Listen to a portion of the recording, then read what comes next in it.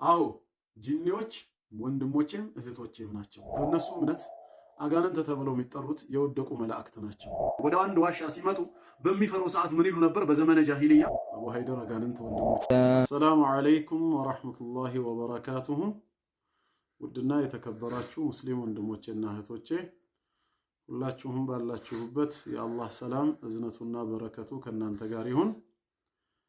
ይህንን አጠር ያለ ቪዲዮ መስራት የፈለኩት ከዚህ በፊት ከብዙ ዓመታት በፊት የጂኖች ዓለምን በተመለከተ ቁርአንና ሐዲስ ምን እንደሚያስተምሩ በዝርዝር ባቀረብኩበት ትምህርት ላይ ሙስሊም የሆኑ ጂኒዎች የኛ ወንድሞች፣ ሴቶቹ ደግሞ እህቶቻችን እንደሆኑ የተናገርኩበት ላይ አንዳንድ ሙስሊም ያልሆኑ ሰዎች አቡ ሀይደር አጋንንት ወንድሞቼ ናቸው፣ ሰይጣናት ወንድሞቼ ናቸው አለ እያሉ የተሳሳተ ትምህርት ለማሰራጨት ይሞክራሉ። ሐሳቡንም ይቆርጡትና በእነሱ ትርጓሜ በእነሱ መረዳት ወስደው ማለት ነው። እና የተወሰነ ማስተካከያ የሚያስፈልገው ከሆነ ድጋሚ ያንን ነገር ለማብራራት ነው እንግዲህ ወደ እናንተ የመጣሁት። ቅድሚያ በእኛ እምነት ውስጥ እነማን እንደሆኑ ከመግለጼ በፊት እነሱን ለዚህ ስህተት የዳረጋቸው ምን እንደሆነ መናገር ፈልጋለሁ። አንደኛ በእነሱ እምነት አጋንንት ተብለው የሚጠሩት የወደቁ መላእክት ናቸው። እነዛን የወደቁ መላእክት ወይም አጋንንት ሰይጣናት ብለው የሚጠሯቸውን ነው እንግዲህ ዛሬ እኛ ሙስሊም ጂኒዎች ወንድሞቻችን ናቸው ስንል እነሱን እንደምናስብ አድርገው የወሰዱት።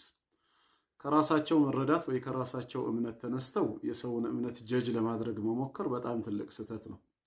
እስልምናችን በሌላ እምነት መጽሐፍ የሚዳኝ አይደለም።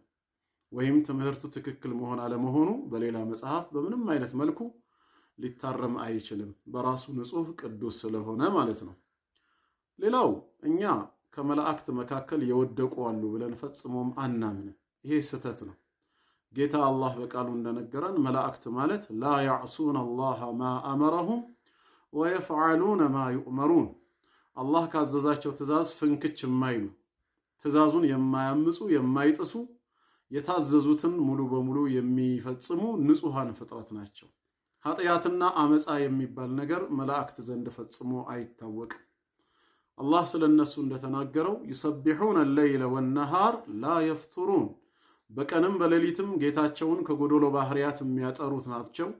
ስሙን በማንሳት የሚቀድሱ የሚያመሰግኑ ናቸው። ላ የፍቱሩን፣ ለአፍታ ያክል እንኳን ከዚህ አምልኮ ተግባር አያቋርጡም ያለው። በሌላም ስፍራ ላይ እንደዚሁ አላህ ሲያወድሳቸው ወለዚነ ሁም ሚን ዐዛቢ ረቢሂም ሙሽፊቁን ነው። የጌታቸውን ታላቅነት በአግባቡ ስለሚረዱ አላህ ለኃጢአተኞች ለካህዲያን ካዘጋጀው የቅጣቱ ታላቅነት የተነሳ ፈሪዎች ተጨናቂዎች ናቸው። አላህን በአግባቡ ስለሚያውቁት ይፈሩታል፣ ያከብራሉ፣ ለሱ ይሰግዳሉ ማለት ነው። ይሄ ናቸው መላእክት ማለት እኛ ዘንድ እነሱ ናቸው። በፍጹም አመፃ ውስጥ ወድቀውም አይታወቅም ማለት ነው። ታዲያ ጂኒ የሚባለው ምንድነው ወደሚለው ስንመጣ ፍጥረታት ሶስት አይነት ናቸው እኛ ጋር። እናንተ ጋር ሁለት ሊሆን ይችላል፣ ሰውና መላእክት ማለት ነው። እኛ ዘንድ ግን ከሰው ከመላእክት ውጪ ጂኒ ተብሎ የሚጠራ ፍጥረት አለ። እናታችን አይሻ ረዲየላሁ ዐንሃ ሰሒህ ሙስሊም ላይ እንደተዘገበው ከመልእክተኛው ዐለይሂ ሰላቱ ወሰላም ሰምታ እንደነገረችን ምን አሉ መልእክተኛው? ኹሊቀቲል መላኢከቱ ሚን ኑር፣ መላእክቶች ከብርሃን ተፈጠሩ። ወኹሊቀል ጃኑ ሚን ማሪጅ ሚን ናር፣ ጃን ወይም የጂኖች አባት የሆነው ኢብሊስ ዲያብሎስ ተብሎ የሚጠራው ከእሳት ነበልባል ተፈጠረ። ወኹሊቀ አደሙ ሚማ ውሲፈ ለኩም፣ አባታችሁ አደም ዐለይሂ ሰላም ለእናንተው በቁርአን እንደተገለጸላችሁ ከአፈር ተፈጠረ። አሁን ሶስት አይነት ፍጥረት ተጠቅሷል ማለት ነው። የመላእክት የጂኖችና የሰዎች። ጂን ተብለው የሚጠሩት ራሳቸውን የቻሉ